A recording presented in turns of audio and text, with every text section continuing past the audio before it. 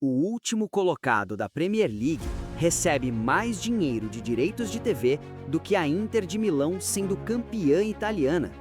Pense nisso por um segundo. Nos anos 90, a Série A era a verdadeira Superliga.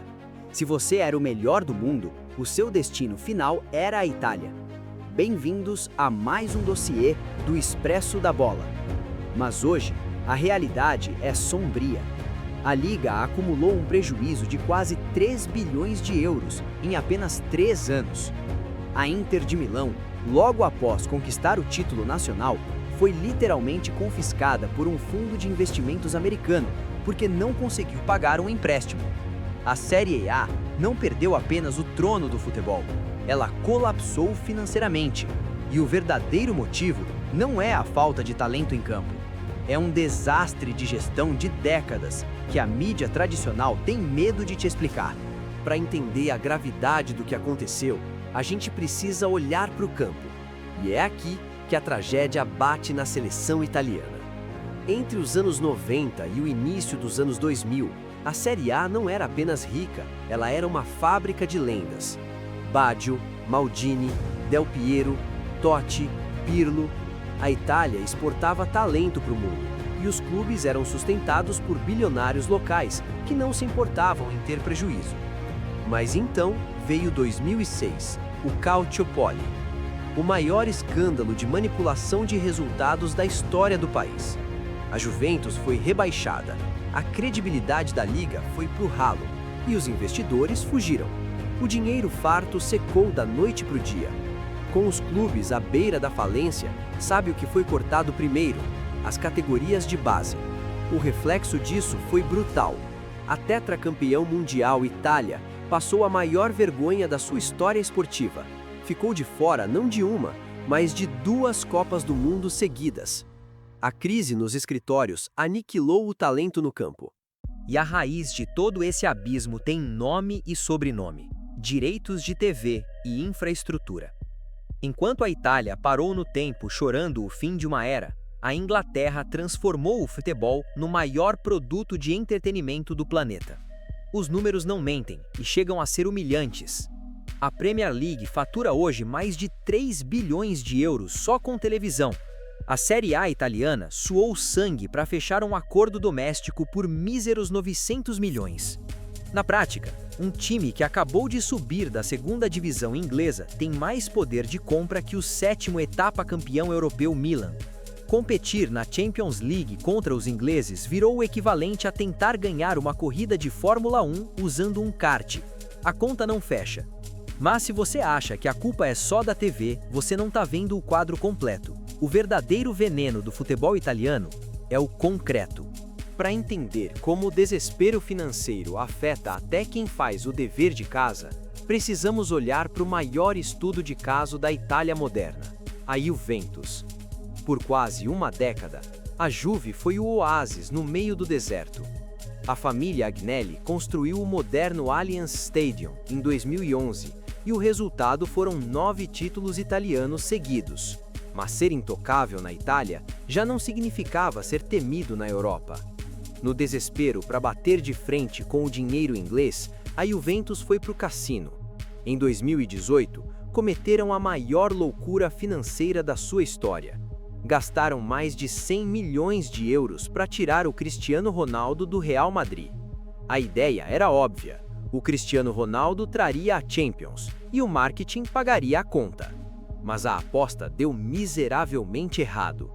O título não veio. A pandemia estourou e a conta chegou.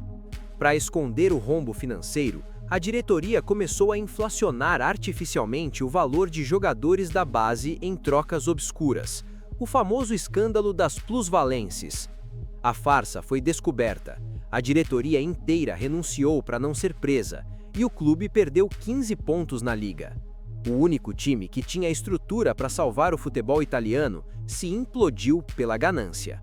Com os cofres vazios, a seleção humilhada e os estádios caindo aos pedaços, a pergunta lógica é: o futebol italiano morreu de vez? Curiosamente, não. Mas para sobreviver, eles tiveram que aceitar uma nova e amarga realidade. A Série A se tornou uma liga vendedora. um trampolim de luxo. Aquele tempo de contratar o melhor jogador do mundo acabou.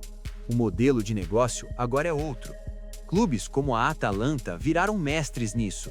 O departamento de análise acha um talento desconhecido, o time desenvolve o jogador e vende a peso de ouro para a Premier League 2 anos depois. Foi assim com o Højlund, com o Tonali no Milan e com o Onana na Inter. E isso nos leva ao golpe final. O dinheiro romântico das famílias italianas secou. Para não fecharem as portas, os clubes precisaram vender a própria alma para Wall Street. Olhe para o mapa da liga hoje. Roma, Milan, Inter, Fiorentina, Genoa, Atalanta. Nenhum desses clubes pertence mais ao capital tradicional italiano. Eles são ativos financeiros controlados por fundos de investimentos norte-americanos e bilionários estrangeiros. A Redbird comprou o Milan.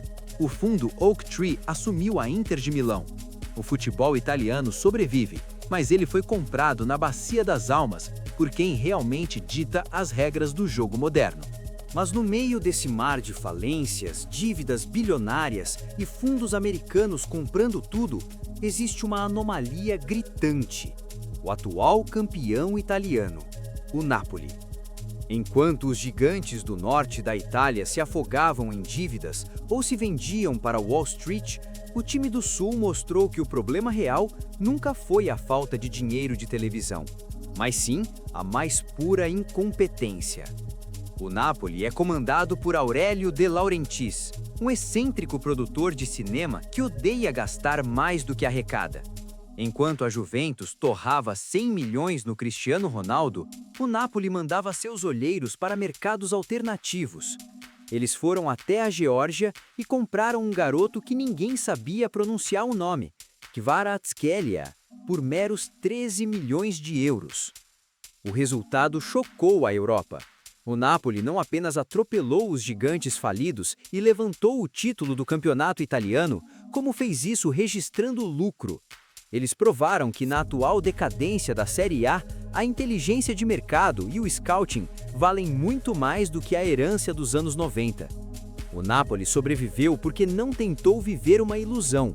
Eles aceitaram o tamanho do próprio bolso.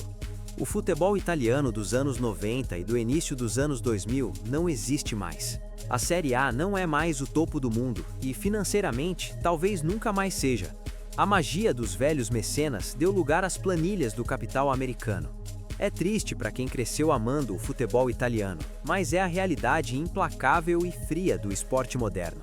E se você chegou até aqui e quer entender os bastidores do futebol que a mídia tradicional não te conta, já se inscreve aqui no Expresso da Bola. Deixa o like se esse dossiê abriu a sua mente, porque isso ajuda demais o canal a continuar produzindo esse tipo de conteúdo profundo para você. E eu quero saber a sua opinião aqui embaixo nos comentários. Qual gigante europeu você acha que é o próximo a ser engolido pela falência ou pelos fundos americanos? Comenta aí que eu vou ler e responder todo mundo. Um abraço e até o próximo vídeo.